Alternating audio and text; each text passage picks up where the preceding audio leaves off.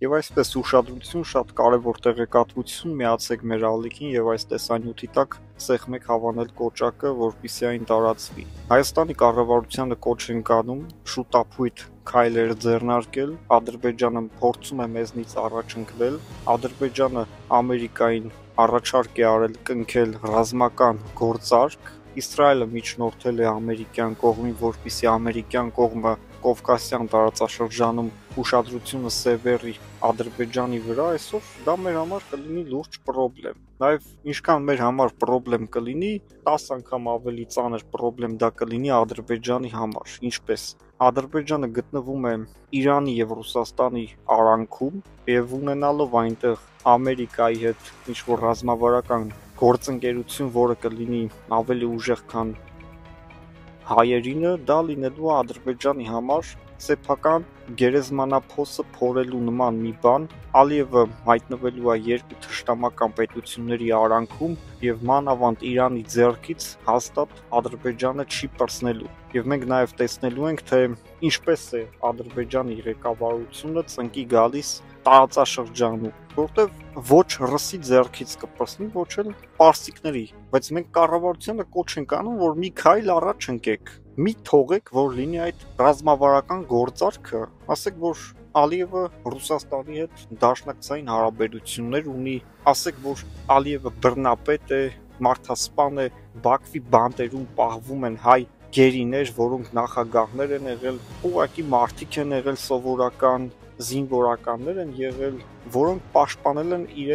իրենց, եւ սրանք բռնել ապօրինի գործ են կարել այդ մարդկանց վրա, Ռուբեն Վարդանյանին էլ, որ այս մարդը ոչ Ղարաբաղում ապրել է, մի քանի տարի եկել է որպես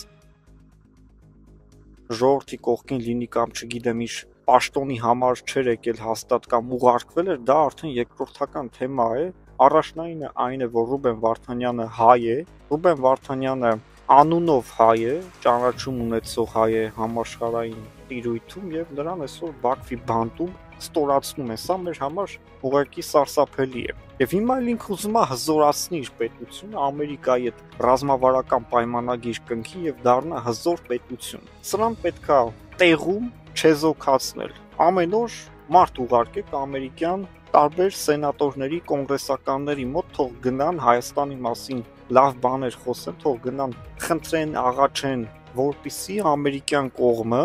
ոչ թե ռազմավարական դաշինք կնքի Ադրբեջանի հետ, այլ Ադրբեջանին պարտադրի, որ Ադրբեջանը ինչ որ մի ժամանակ, այսինքն մի շաբաթից, մի ամսից ազատ արձակի Ադրբեջանում պահվող բոլոր ռազմական գերիներին, որովհետև պատերազմը վերջացել է 5 տարի, եւ 5 տարի դու իրավունք չունես 21-րդ դարում ժողովրդավար աշխարհում գերիներ պահես եւ դու պետքա պատասխան տաս բոլորի համար։ Ադրբեջանական իշխանությունները պետքա դրա համար պատասխան տալ։ Եվ միակ իշխանություն այս երկիր մոլորակի վրա, որը կարող է դա անել, դա Թրամփի իշխանությունն է։ Եթե Թրամփը ուզեց, դա 100%-ով ինքը կանի, որտեղ ինքը ցույց տվեց, որ ինքը շատ բան է կարողանում անել, օգտագործելով Միացյալ Նահանգների ուժային ռեսուրսները շատ ճիշտ։ Եթե ինքը ուզի դա կանի, բայց պետքա հայերը կարողանան ամեն ինչ անեն, որ Թրամփը դա ուզի, որ ճնշումներ լինեն Ադրբեջանի նկատմամբ, բայց եթե ճնշումները չլինեն մի բան էլ Թրամփը լսի Իսրայելին եւ կնքի դաշինք Ալիևի հետ, դա մեզ համար վատ է, Իրանի համար վատ է, Ռուսաստանի համար ավելի վատ է, որովհետեւ Կովկասում Ադրբեջանը փաստորեն ստանձնում է դիտորդական պետություն Ռուսաստանի եւ Իրանի դեմ, եւ բոլոր այդ գործողությունները լինելու են Ռուսաստանի եւ Իրանի դեմ, ինչը որ Ամերիկան կհրահանգի Ադրբեջանի։ Հայաստանի Հանրապետությունը պետք է հնարավորինս շատ բանակցի ամերիկյան կողմի հետ։ Եվ այսպես ուշադրություն Իսրայելի ղեկավարությունը հայտարարել է, որ Իսրայելը ամեն ինչ անելու է, այսինքն բանակցելու է ամերիկյան կողմի հետ, որպեսզի ամերիկյան կողմը նկատի Ադրբեջանին եւ Ադրբեջանի հետ ռազմավարական համաձայնություններ ձեռք բերվի, Կովկասյան տարածաշրջանում Ադրբեջանը լինի Միացյալ Նահանգների եւ Իսրայելի գործընկերը։ Միացյալ Նահանգները գործընկեր ունի, դա Թուրքիան է, բայց Թուրքիան Կովկաս չի համարվում բնականաբար, բայց այդքան էլ հեռու չի Թուրքիան Կովկասից եւ կարողանում է Թուրքիան վերահսկողություն սահմանել տարածաշրջանի վրա այն չափով, ինչքանով որ Միացյալ Նահանգները նրանց թույլ է տալիս։ Բայց քանի որ Թուրքիան Իսրայելի հետ ունի թշնամական հարաբերություններ, ամերիկյան կողմը լիարժեք չի կարողանում իր հույսը դնել թուրքական կողմի վրա եւ խնդիրներ են առաջանում երբեմն Էրդողանի հետ։ Քանի որ Ալիևը